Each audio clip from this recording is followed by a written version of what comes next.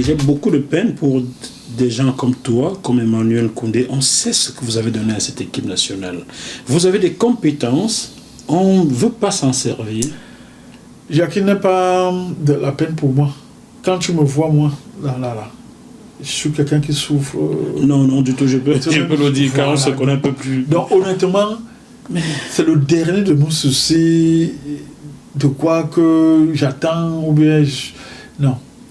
Je ne veux rien. Je t'ai dit, tu sais que j'ai mes petits derniers, que tu sais que je passe énormément de temps parce que les premiers, je n'ai pas eu assez de temps. Tu n'étais pas là, tu jouais. Je n'étais pas là, non seulement je jouais, après je me suis séparé avec le maman, donc ça a été dur. Alors, il faut maintenant, c'est mon dernier, ça dit que c'est mon défi, mon dernier défi. Ton dernier round, là. Ah oui, cela. Casus clé, là. Ouais, il faut que je les amène là où tu sais. Et j'ai mis à tel, donc... Bon, après, tu me les confies, je serai leur conseiller. Non, mais là, c'est autre chose. Ça juste conseiller. Tu me laisses d'abord finir ce que j'ai à faire. Et si tu es conseiller, c'est bon. Il n'y a pas de souci, tu es leur oncle. Comme donc, ça, voilà, oui, merci beaucoup. Donc pour moi, c'est mes derniers qui bon. Pour eux, là, je n'ai pas le temps. Je vais les accompagner le mieux possible. Bon. J'ai pas les autres, je n'ai pas pu. Ou bon, par rapport à certaines circonstances, mais là, je suis derrière c'est à fond. Bon, Lorenzo, tu as vu, papa vient de me copter, hein. Donc je vais te gronder toute la vie. Pour moi, tu ne seras jamais meilleur footballeur. Même quand tu as marqué 100 buts, tu n'es pas encore meilleur. Donc, il faudrait que tu dépasses Cristiano Ronaldo, tu dépasses tout le monde là. Pour que tu te dises que mon petit est bon. Tu as compris, hein? Bon, c'est ce que Samuel Eto'o a loupé. Il ne voulait pas les bons conseils comme moi, Dieu avec lui. Voilà, c'est aujourd'hui. Bon. Chers téléspectateurs, nous sommes toujours dans le bœuf bourguignon sur JMTV+, et nous recevons aujourd'hui l'ancienne gloire des Lions Indomptables, André Canabic, l'âme, le capitaine dans l'âme selon Valérie Nipounati, le sélectionneur des Lions Indomptables au Mondial 1990. André, nous allons maintenant mettre le pied dans le plat. Bon, il y avait le poisson dans le plat, on peut en manger encore un peu avant de mettre le pied dans. Il n'y avait pas encore le pied. Non. Donc, on va mettre même la main. Le poisson, on le mange encore un peu. Parce qu'aujourd'hui, nous avons choisi équilibre alimentaire oblige. On n'a pas mangé la viande aujourd'hui, mais du poisson. Du chobi. Bon. Mettons les pieds dans le plat. Oui. La Coupe d'Afrique des Nations 2019, qui aurait dû séjour au Cameroun, mais a fini par séjour ailleurs, s'est achevée il y a 3 mois. Ouais. Avant cette canne-là, quelques jours avant, les Lions Indomptables, version d'aujourd'hui, ne voulaient pas aller à cette canne. Problème de prime. Ta génération a connu les problèmes de primes. La génération d'avant avait connu les primes. Celle même qui est enterrée, les termites ont fini de manger toute la chair, même les os, a connu les problèmes de primes. Toi, tu as connu les problèmes de primes. Aujourd'hui, ton fils était dans cette équipe, connaît les problèmes de primes. Comment analyses-tu cela? Je n'ai pas... J'ai déjà analysé ça plusieurs fois et je n'ai pas trouvé de réponse. Je n'ai pas encore trouvé de réponse. Ce que je peux dire, c'est le Cameroun. Parce que même quand moi je suis arrivé à l'équipe nationale, les Mila, ils disaient que même les Mbappé pas à leur temps avaient ce problème. Donc... C'est pour ça que je dis que même ceux qui sont jamais morts, les termites ont mangé le corps, ont connu le donc, vraiment, moi, je n'ai jamais, j'ai toujours réfléchi, je n'ai jamais trouvé la solution ou bien une réponse. Est-ce que c'est de la maladresse? Est-ce que c'est la malhonnêteté? Je crois que c'est ça. Une malhonnêteté qui traverse les générations. Quoi. Moi, je crois que ça doit être la malhonnêteté. Parce qu'il paraît qu'il y a même le président... le président de la République a, je ne sais pas si c'est une loi ou bien un arrêté ou quoi, disant que les primes doivent être arrêtées 3 mois avant le début de chaque tournoi, oui. Alors, mais, comment se fait-il encore qu'au jour d'aujourd'hui, voilà les cadets qui sont au Brésil, même les primes, non. C'est incroyable. Ce pays, il y a le moment où je me pose des questions aussi. Il y a le moment où je me demande si c'est pas un pays virtuel, mais la réalité me rattrape. Non, mais c'est vrai, parce qu'il y a souvent des choses qui se passent au pays où je me demande si c'est la réalité. À ce point-là, tu te demandes si le Cameroun, ton pays, n'est pas un pays virtuel. Oui, tout à fait. Tout à fait.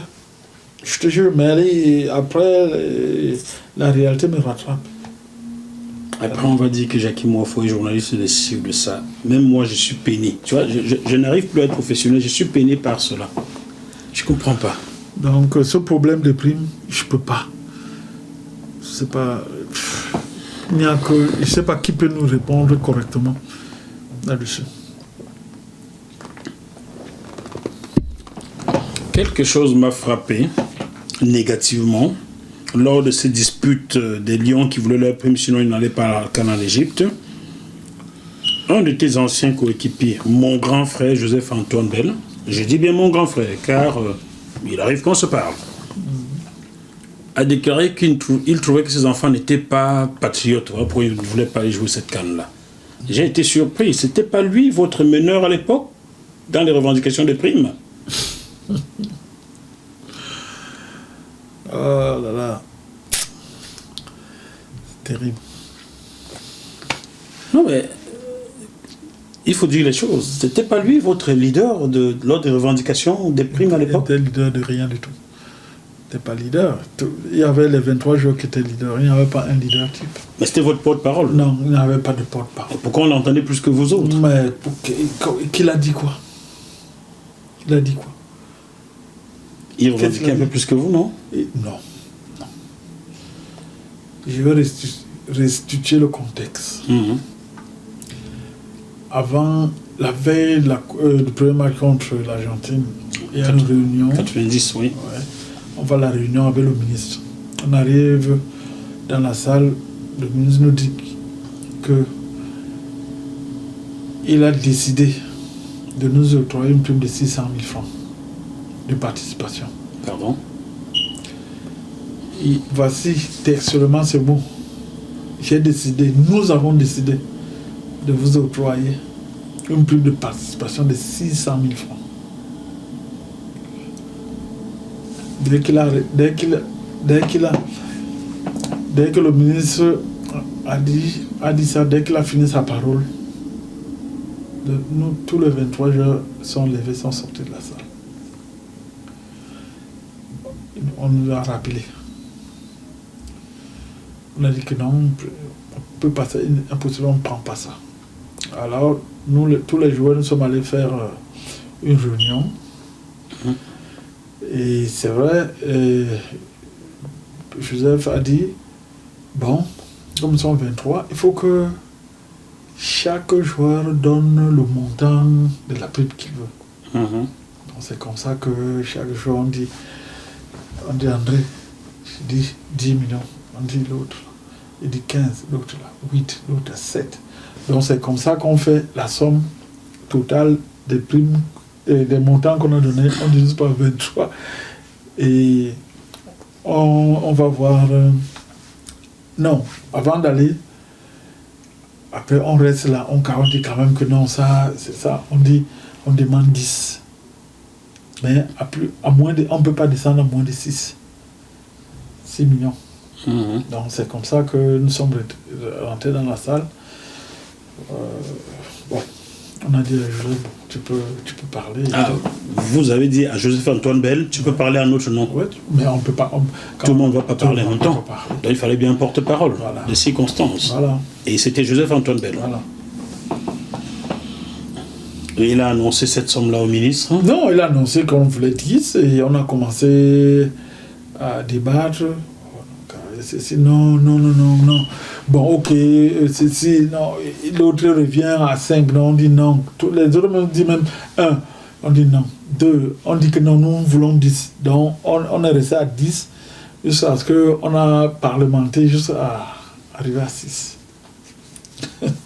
Donc, la prime de participation pour chacun d'entre vous avait été de 6 millions de francs CFA à l'époque. En 1990. Ouais, ouais. Est-ce que tu as perçu ta prime? Mais bien sûr. Chacun avait perçu sa Oui, prime oui, non, pas ça, en espèces? Oui, comme Donc, d'habitude. Comme d'habitude, quoi. Les comptes bancaires, vous n'aimez pas ça chez vous? C'est moi qui ai institué ça. Vous n'aimez pas les comptes bancaires chez vous, vous n'aimez pas les cartes bleues, tout doit naviguer en eau trouble, Non, quoi. c'était comme ça, on est arrivé, on a arrêté 6. Mhm. Et puis voilà, chacun a eu son dû. Mais ça, c'était la prime de participation, hein, c'était pas la prime de... Non, c'était pas la prime de match. Bon. Et en prime de match maintenant, 6 millions. 6 millions par match? Gagné. Par match gagné. D'accord, il y a eu l'Argentine, il y a eu la Roumanie, il y a eu la Colombie. Donc ça veut dire que ça fait 18 millions pour chacun. Et match nul, 3 millions. Comment 3 millions. Il n'y a pas eu de match Non, il nul. n'y a pas de match Et nul. match perdu? 0. Non, c'est pas vrai, c'est possible. Quelqu'un ne peut pas travailler pour rien. C'est pas parce que vous avez perdu un match que vous n'avez pas Non, travaillé. tu peux pas. Comment tu... Au football, il n'y a pas que tu vas travailler. Quand tu ne gagnes pas, tu n'as pas de prime. Hein? Ça veut dire qu'à la fin, Donc ça veut dire que tu vas jouer 20 matchs, tu ne gagnes aucun match, on va te payer. tu as travaillé, tu dois quand même manger. Non. Là-bas, c'est un cas spécifique. C'est pas dans un club où tu es payé et là tu as une prime de match. Tu vois ce que je veux dire? Là, ce n'est pas comme un club. Bon, si je calcule bien, à la fin de ce tournoi, le mondial 90, chacun d'entre vous aurait dû empocher 24 millions de francs CFA. Minimum, ouais. Au minimum. Ah. Sans compter les dons venus du ciel, de l'enfer, du paradis, Non, les dons, tombés de non, partout. Non, Là. il n'y a pas de dons venus du ciel de partout. Là. On nous a dit qu'on vous a donné autre chose. On a dit qu'un riche Nigérian vous a donné une 504 à chacun. Non. Tu n'as pas eu le 504. Non, Feu Chief Abdullah, non. Il a donné quel 504? Il a donné quoi? Non. Il est venu là donner, je ne sais pas, de l'argent, je ne sais pas où, c'était 500 000 ou combien là chacun, quelque chose comme ça. Mais... Ah, chacun. Son âge, tiens, voilà ta part. Oui. Attends, mais ce n'était pas... Il avait dit que si on se qualifiait pour les demi-finales, je crois que c'est là où il disait qu'il donnait un véhicule à chacun. Bon, vous n'êtes pas avant demi-finale, mais il est quand même venu vous donner 500 000. C'est bien, donc, quand on a battu la Colombie. La Colombie, il vous a donné 500 000. C'est bien, petit Fabio, la paix à ton âme. Bon, et sur les 24 millions, est-ce que chacun d'entre vous a perçu la totalité des 24 millions? Oui. Vraiment? Oui. Mais qu'est-ce que certains de tes anciens coéquipiers revendiquent aujourd'hui alors? Non. Ça, c'est 94. Ah, 94. Moi-même, j'ai mes arrêts de primes de primes là-bas. Donc, juste de salaire, oui. 1994, nous sommes en 2019, cela fait quand même 25 ans. Ouais. Tu as encore d'argent, tu revendiques à la Fédération camerounaise de football. Y avait-il un papier écrit pour ça ou pas? Mais chacun amenait ses bulletins de paye là-bas et tout. Tu as quand tu rentrais, oui, quand tu rentrais, et comme tu n'es pas en club, la fédération te remboursait des frais, du salaire. Tu réclames environ combien aujourd'hui, André, de 1994? Non, c'est pas passé. Cette fédération existe, elle doit payer ça. J'ai eu à l'époque, le docteur Mven, qui était l'adjoint de Ia Mohamed, quand ils sont venus négocier par rapport au petit pour qu'il aille jouer. Je lui ai dit que, président, vous me devez de l'argent. Il dit que, ouais, André, est-ce que c'est nous qui étions à cette époque? Non, il y a une continuité de la fédération. Que c'est que ça? Il y a 50 ans aujourd'hui. Bon. Même 100 ans, on doit payer cet argent. Vous avez bossé. Bon, qu'il paye alors. Comme ça, je vais t'acheter une nouvelle voiture. Restez en justice, faites quelque chose. En justice où? Au Cameroun? Oui. Oh là là. Tu ne crois pas à la justice de ce pays-là, hein? Non. Comment tu peux dire ça? Non, je crois à cette justice. Si ça se trouve, le juge là-bas en haut est quelqu'un qui était fan de toi. Il va te trancher l'affaire vite fait. Monsieur le juge, je n'entre pas dans ce... Il était fan de moi. Vraiment, tu crois que quelqu'un qui était fan de moi est encore... il travaille encore aujourd'hui. Oh bah, tu sais, vu qu'il dirige ce pays-là aujourd'hui, tous ceux qui dirigent ont 72 ans, 114, 100 ans là, il doit être en cause à faire. Non, Ah là là, mon Dieu. Je me souviens qu'en 1994, il y avait pourtant beaucoup d'argent. Opération coup de cœur, il y avait tellement d'argent. Opération coup de cœur? Oui, au Cameroun. Non, je ne sais pas. 1994. Oui, non, mais je crois que, ou bien, je crois que peut-être j'ai cru entendre hier que l'avion qui transporte cet argent encore entre Paris et New York. N'est-ce pas? N'est-ce pas? Vous savez bien. Mais c'est un... L'argent est resté entre Paris et New York, n'est-ce pas? C'est l'illustre professeur Augustin Contu-Comagny. Et lorsque mon grand confrère Jean-Marie Watton dit, mais monsieur le ministre, vous voulez donc dire que vous voyagez avec des mallettes d'argent, pourquoi ne pas transférer dans les comptes? Jean-Marie Watton, n'est-ce pas? Vous savez, vous êtes comme un fils pour moi, n'est-ce pas? Ce n'est pas parce que vous occupez cette place. Vous pouvez venir à la maison me demander ça, n'est-ce pas? Hein? Vous savez bien qu'il suffit d'un coup de tête. Ils sont du spectacle dans ce pays-là quand même. Ça dit quoi? Là, on dit que vraiment nos grands enseignants, nos grands profs là-bas, ils ont de la moitié grise. Hein. Donc, cet argent qu'on a collecté au Cameroun pour vous, vous ne l'avez même pas vu. C'est l'homme partagé. Les diligences sont partagées ce sous-là. Personne n'a jamais vu la trace. Est-ce que tu te rends compte? Ça dit que les gens décident d'arnaquer tout un peuple. Les pauvres, même les prisonniers ont cotisé. Certains donnaient même 500, 200. J'ai mon ami qui était lycéen. Mais c'est ça la malédiction, ça les prend aujourd'hui. Jean-Jacques Wafo. Il est ici en France. Il avait donné 2000 francs à l'opération coup de cœur, étudiant à l'époque, ou bien lycéen même. J'ai dit, il y a les prisonniers qui ont cotisé. Et les gens ont bouffé ça. Ouais. Les gens ont bouffé ça. Et on n'a jamais fait. Essayer de tromper les gens pour dire que bon, on va essayer de saisir la justice pour savoir comment ça. Voilà. Voilà ton pays alors. Et ce sont ces mêmes gens qui sont aux affaires aujourd'hui. C'est désolant, hein? Dis-moi, je veux quand même revenir à cette CAN 2019. Est-ce que tu as été choqué d'entendre ton grand frère, ton ancien coéquipier Joseph-Antoine Bell, trouver que les enfants, parmi lesquels le tien, Jean Armel, ne sont pas patriotes? Voilà pourquoi ils ne veulent pas aller jouer sans avoir le prix. Qui est son neveu aussi?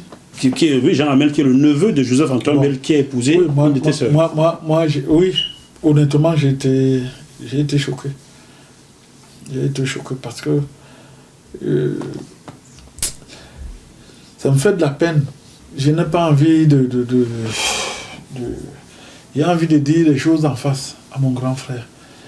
Je n'ai pas envie de déballer les choses à la télé. Pas qu'il y ait un problème entre moi et lui, mais j'aime quand je m'exprime face à face avec quelqu'un. Mais là, je vais quand même dire que ce n'est pas mon grand frère qui devait le dire. Puisque mon grand frère a porté plainte à la fédération pour qu'on lui paye ses primes. Ses primes de 1994. Pardon, Joseph-Antoine Bell a déposé une plainte contre la fédération camerounaise en 1994. Bon, si je mens, il va dire. Je ne savais pas, j'étais tout petit. Non, je dis seulement. Donc, en 1994, vous n'avez pas eu vos primes. Joseph-Antoine Bell a déposé une plainte contre la fédération. Non, c'est pas des primes, c'est. Comment on appelle ça j'ai oublié. La participation? Non, pas la participation. C'est-à-dire que, comme je te disais, que quand, la fédération payait les salaires, parce qu'on quittait le truc. Vos clubs. Voilà. Voilà, donc, la compensation, là. Voilà.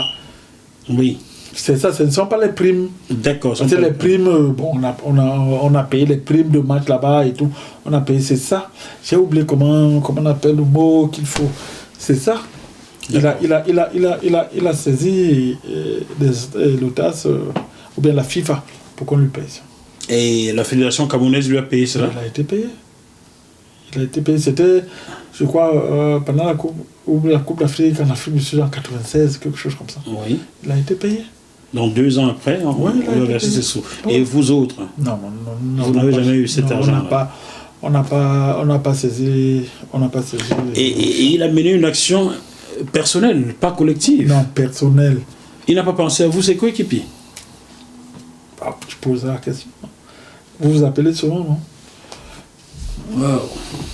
Donc, voilà, donc c'est là où j'ai trouvé que si ces enfants sont antipatriotes, c'est à cause de lui, parce qu'ils ont pris son exemple. Jojo, là, grand frère, vraiment, là, t'as fait fort, hein? Bon. Il faut que tu viennes dans le Bœuf Bourguignon. Tu as des choses à nous dire aussi, hein, parce que là, j'apprends des choses. On appelle ça manque à gagner. Ah, les manques à gagner. C'est ça. Donc ces manques à gagner, dû au fait qu'il a quitté le club pour l'équipe nationale, Voilà. il les a perçus. Voilà. Mais vous autres, non. Pourtant, à l'époque, en 1994, je vais citer ceux d'entre vous qui jouent en Europe. Il y avait toi, il y avait Pagal, il y avait François Omam, il y avait lui-même Joseph-Antoine Bell, il y avait Jacques Songo, Ouais. Il y avait Thomas Nkono. il y avait Thomas Nkono, Ouais, il y avait encore. j'oublie qui. Non, quelqu'un. Makanaki Cyril. Non, il n'était pas en 94. 94, il n'était pas là? Non, je 94, bon, j'en oublie. Alphonse Tchami était présent? Non, ça n'était pas là. Roger Mille a joué aussi à l'extérieur. Ouais, Roger était là. Même si c'était à Saint-Pierre. Donc, dans cette équipe, on trouvait une dizaine d'entre vous qui jouaient ici. Oui, il y a, dans des mais matchs, ça, oublier qu'il y a certains qui travaillent aussi, les DIP qui étaient là à Saint-Pierre et consorts là-bas. oui, qui travaillent les aussi au Cameroun. Arborance. Voilà, donc qui travaillent aussi. Donc, Donc là, tu demandais à DIP s'il a eu ce manque à gagner ou bien à Agbo ou bien à François. rien. Rien. Et Joseph-Antoine Bell a déposé une plainte Ouais. pour lui seul. Oui, le grand frère. Ah. Oui, oui. Et vous en avez parlé, vous avez refusé d'aller avec lui ou pas? Non, je fais mon rôle là-bas, je dois poser des questions. Non. Il vous en a pas parlé. pas saisi. Il a mené son action seul. Et aujourd'hui, il trouve que les enfants qui revendiquent leur sourdine ne sont pas patriotes. Tout à fait. Oh. Jojo. Bon, je vais lui envoyer cette émission et j'ai un coup pris en montage, je vais lui envoyer ça comme ça. Et c'est où me trouver, non? Si je mens. D'accord. Ou bien tu pourras faire, tu es journaliste, tu pourras te donner le numéro de François, les DIP, qui te diront s'ils ont été payés. Mais lui, là, Oui, je vais appeler les autres pour vérifier. Si, voilà, peut-être il ne t'avait pas dit, peut-être avait-il dit à François ou à Victor Dip ou à Émile Mbou que je vais mener une action, venez avec moi et personne ne l'a suivi. Je vais donc investiguer car c'est mon rôle. C'est mon rôle. Tout à fait. C'est mon rôle, mais bon. Et comme ça, il va. Bon, mais le connaissant, si j'ai dit quelque chose, si j'ai pas dit la vérité, il va poser un démenti. D'accord. Waouh! Je peux boire un peu? Oui, on peut boire. On peut boire. Pas un peu, même beaucoup. Oh là là là, quelle affaire!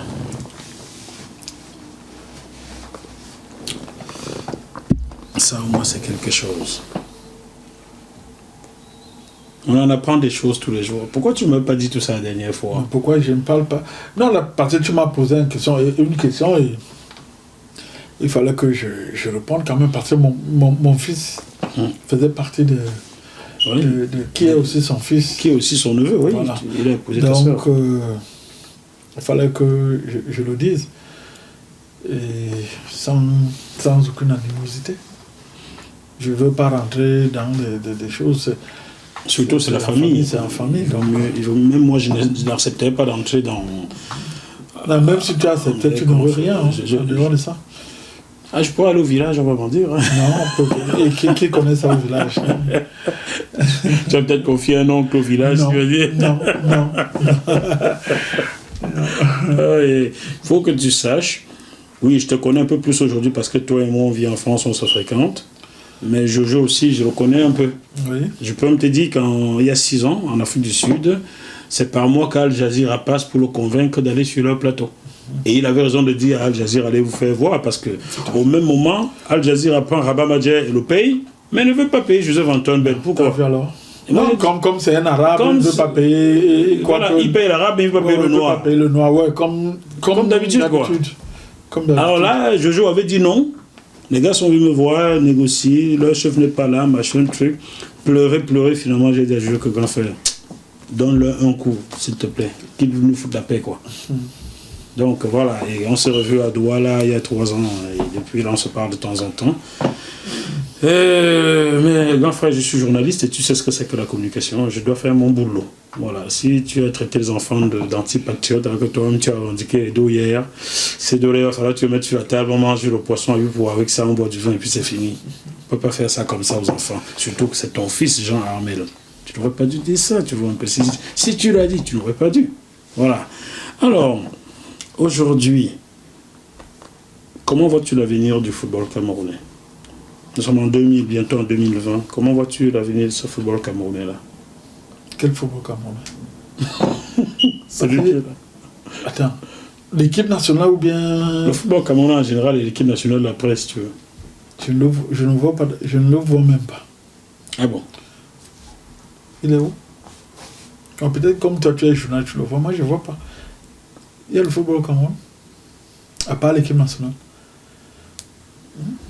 Et maintenant, avec cette loi qui voudrait qu'on ne sélectionne plus des enfants nés hors du Cameroun ou bien qui n'évoluent pas dans le championnat camerounais, on vient de recaler Étienne Eto'o et d'autres enfants, dont l'un joue à l'AS Roma, dont des enfants qui ont des acquis certainement supérieurs à ceux qui évoluent sur le territoire.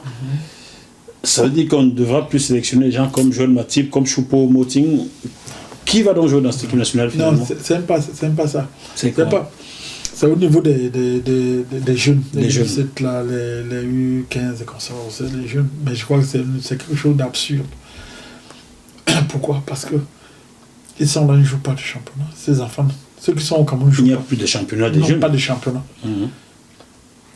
Et comment voulez-vous priver des joueurs qui peuvent apporter un plus à l'équipe? C'est-à-dire que le Cameroun, moi, je ne comprends pas, mon frère. C'est un pays qui marche sur la tête. Là. Je ne comprends pas. Attends, Étienne Eto'o a 16 ans aujourd'hui ou 17 ans? C'est pas que je sois... Oui, Samuel Eto'o, son Pourquoi? père, c'est mon petit frère, mais c'est pas... Attends, donc ça veut dire que mon fils, Lorenzo, à 15 ans, Lorenzo, ne sera pas Enzo ou sélectionné. bien Kenzo, Kenzo ne seront pas sélectionnés. ils ne peuvent pas donner un coup de... Déjà, même, c'est même une bonne chose pour moi, parce que moi, à cet âge, je ne peux pas les envoyer à la boucherie là-bas. Non? Bon, Non, ils ne peuvent pas aller à cet âge là-bas. soyons bêtes, ou permets-moi d'être bête. Maintenant qu'Étienne Eto'o, à 16 ans, 17 ans, n'est pas sélectionnable en équipe de jeunes, à 18 ans, s'il explose, et il va exploser, si les chiens ne font pas les chats, pourrait-on le sélectionner en équipe Fagnon en ce moment-là? C'est la question que... Et que va-t-on lui expliquer qu'un an en avant, on n'a pas voulu de lui en U19, U17 là, et maintenant on le prend en Fagnon? On va lui expliquer quoi? Moi, je ne comprends pas. C'est-à-dire que... Non, tu sais, il y a les gens au Cameroun qui croient qu'ils ont de la matière grise. C'est-à-dire qu'ils restent comme ça. Il a bu son vin et puis il pondent des conneries. Comment tu peux vouloir ton pays en train d'aller en guerre? Tu as certains soldats qui peuvent apporter de la plus-value dans l'armée. Tu dis que non. Ceux qui sont là-bas, qui ne s'entraînent, c'est-à-dire que qui ne sont pas habitués à cette guerre, c'est-à-dire que qui ne sont pas tous les jours En train de sur le front. On dit que ce sont eux qui On vont dit que défendre. non, c'est eux qui doivent défendre, alors qu'il y a les gens qui peuvent les porter moins fort, qui peuvent améliorer, apporter quand même quelque chose de positif dans l'équipe. Quel message ils envoient à ces enfants? Parce que demain, après-demain. Oui, comment va-t-on expliquer à Comment tu vas et d'autres que maintenant jouer en équipe maintenant Fagnon? tu peux jouer en équipe. Tu ne peux pas jouer avec les jeunes maintenant. Pourquoi les gens... Il va retrouver ces jeunes-là en équipe Fagnon. Mais bien sûr, pourquoi? Quelle ambiance. Parce que c'est Eto'o. Même si vous n'aimez pas son père, mais ça n'a rien à voir. Moi-même, j'ai beaucoup de choses à reprocher à mon petit frère Samuel Ça Eto'o. n'a rien à voir. Beaucoup de choses à lui reprocher. Mais j'aurais été... Parmi ces dirigeants, je ne comprends pas qu'on recale Étienne Eto'o parce qu'il ne joue pas au Cameroun. Mais qu'est-ce que c'est que ce raisonnement-là? Oh, Bon. Les dirigeants de ce pays n'arrêtent pas de nous surprendre. C'est tous les jours.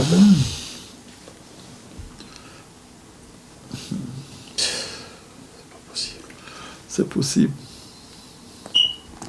Bon, bonne chance les enfants. Même si vous n'êtes pas apte à jouer pour votre pays aujourd'hui, vous le serez peut-être demain. On vous expliquera qu'entre-temps, quelque chose a muté. Je ne sais pas quoi. Non, il faut surtout pas qu'ils se découragent. Et la finalité d'un football, c'est pas seulement de jouer à l'équipe nationale du Cameroun, hein, surtout c'est là. Bon. Et s'ils continuent à progresser et qu'ils deviennent des professionnels, ils n'auront pas besoin de l'équipe nationale pour quoi que ce soit. Ils vont gagner leur vie paisiblement et ils seront tranquilles. Voilà. Donc, que d'aller dans... se retrouver avec des polémiques malsaines, du n'importe quoi, bon, je crois qu'ils continuent à bosser et puis qu'ils essayent d'assurer leur avenir. Parfois, y a-t-il quelque chose que tu aimerais ajouter avant qu'on clôture ce bœuf poisson bourguignon? Qu'est-ce que je veux ajouter? Je veux juste dire que je veux que vraiment le football camerounais retrouve le droit chemin. Vraiment que ces dirigeants du football qu'ils essaient d'avoir l'humilité de savoir qu'ils ont des aînés et qu'on ne traite pas un aîné n'importe comment. Je veux parler du président de la fédération avec le président de la ligue. Il faut qu'ils arrêtent leur guerre et qu'ils essayent de travailler pour le bien-être des gamins. Parce que c'est l'avenir du football, l'avenir du Cameroun aussi qui passe par la formation de ces jeunes qui demain vont défendre le trait ou les couleurs de ce pays dans différentes disciplines, que ce soit le foot, le hand, le volley, l'athlétisme, la boxe, le judo, et j'en passe. Donc, j'espère qu'on va trouver la sérénité. Pas seulement dans la tanière, mais dans tout le football. Merci beaucoup, André Canabique. Chers téléspectateurs, vous aimez le bœuf bourguignon, on vous en servira, mais sachez qu'autant que vous, nous sur ce plateau, nous souffrons en remuant la boue comme ça. C'est des grosses souffrances. Vous n'avez pas idée. Mais croisons les doigts et ne nous décourageons pas. Les lendemains seront forcément meilleurs. On se retrouve sur ce même plateau avec un autre invité bientôt dans le bœuf bourguignon. D'ici là, malgré la situation extrêmement compliquée dans tous les domaines, gardons quand même la banane. À bientôt.